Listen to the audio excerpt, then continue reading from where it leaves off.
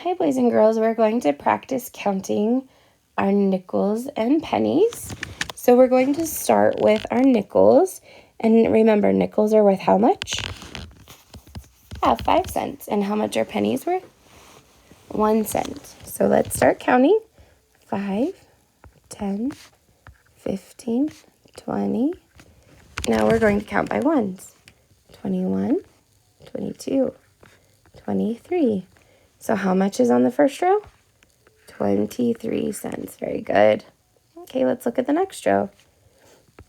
5, 10, 15, 16, 17, 18, 19. So how much is on the second row?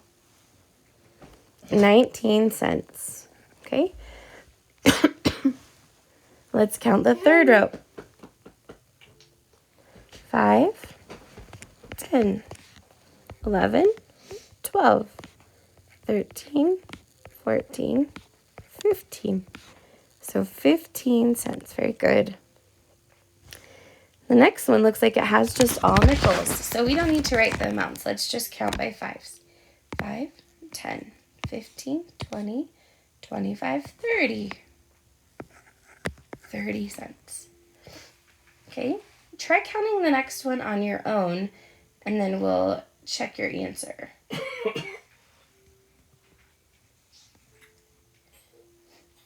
Okay, did you get 31 cents?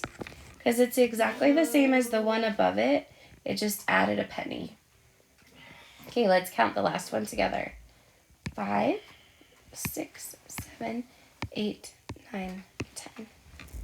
10 cents. Very good.